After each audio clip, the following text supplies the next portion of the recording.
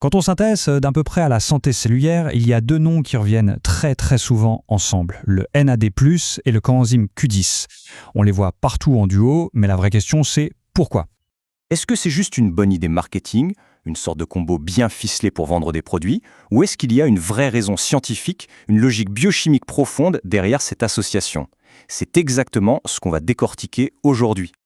Bon, pour comprendre ce partenariat, il faut d'abord regarder chaque acteur séparément. Commençons par le premier, le NAD+. On peut le voir comme l'interrupteur général de notre métabolisme.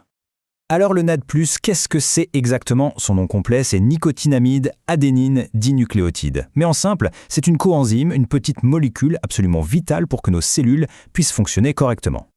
Et quand je dis vital, le mot est faible. Le NAD+, il est au cœur de tout. C'est lui qui aide à transformer la nourriture en énergie, il gère des réactions chimiques ultra importantes et participe même à la réparation de notre ADN.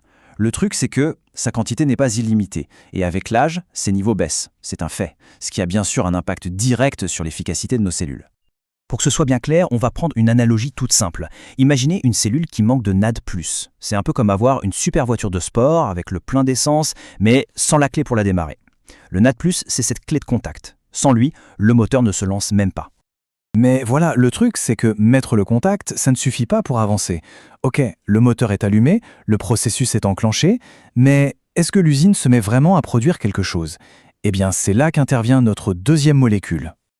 Et ce deuxième acteur, c'est donc le coenzyme Q10.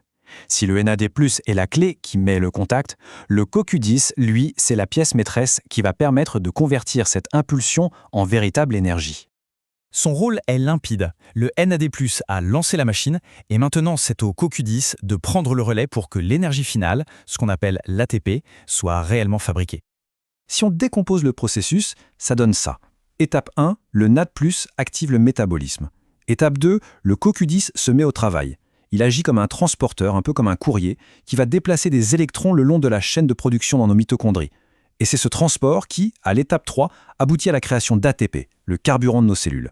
Donc on comprend bien que le CoQ10 est un maillon absolument essentiel. S'il n'y en a pas assez, le processus initié par le NAD+, s'arrête en plein milieu. La chaîne est rompue, la production s'arrête.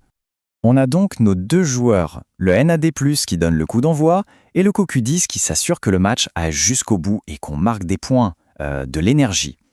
C'est en voyant comment ils s'articulent qu'on pige toute la logique de leur synergie. Ce tableau y résume tout à la perfection. Le NAD+, c'est l'interrupteur général de l'usine. On le met sur ON. Le CoQ10, lui, c'est le tapis roulant qui transporte les pièces d'un poste de travail à l'autre. L'un ne peut rien faire sans l'autre. Si l'interrupteur est sur OFF, le plus beau tapis roulant du monde ne servira à rien. Et inversement, si le tapis est en panne, on peut allumer l'usine, rien ne sera produit. La conclusion est donc simple, on a un système qui est par nature incomplet si l'un des deux éléments manque. Le NAD+, donne l'ordre de produire, mais c'est le CoQ10 qui exécute l'ordre en faisant tourner les machines. Ils ne sont pas interchangeables, ce sont vraiment les deux faces d'une même pièce. Et cette idée d'équilibre, elle est fondamentale. Vouloir augmenter uniquement ces niveaux de NAD+, c'est comme demander à l'usine de produire 2 fois plus, mais sans renforcer le tapis roulant pour qu'il suive la cadence. Ça va coincer. Et à l'inverse, se focaliser que sur le CoQ10, c'est comme passer des heures à perfectionner une chaîne de montage qui reste désespérément à l'arrêt parce que personne n'a allumé le courant. L'équilibre est la seule solution logique. Bon, d'accord. Mais alors, concrètement, qui peut bien avoir intérêt à optimiser ce système? À qui s'adresse vraiment cette synergie?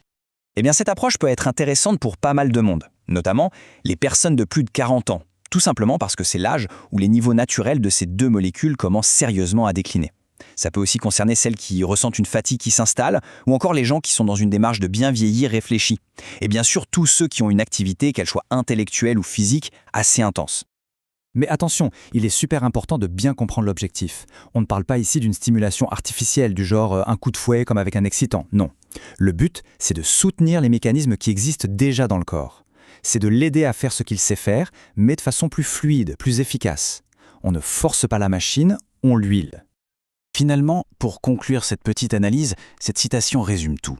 Dans le métabolisme, tout est une question d'équilibre. L'efficacité cellulaire, ce n'est pas une question de force brute, mais d'harmonie, de synergie. Il faut juste que les bons éléments soient au bon endroit, au bon moment. C'est une question de logique, pas de magie.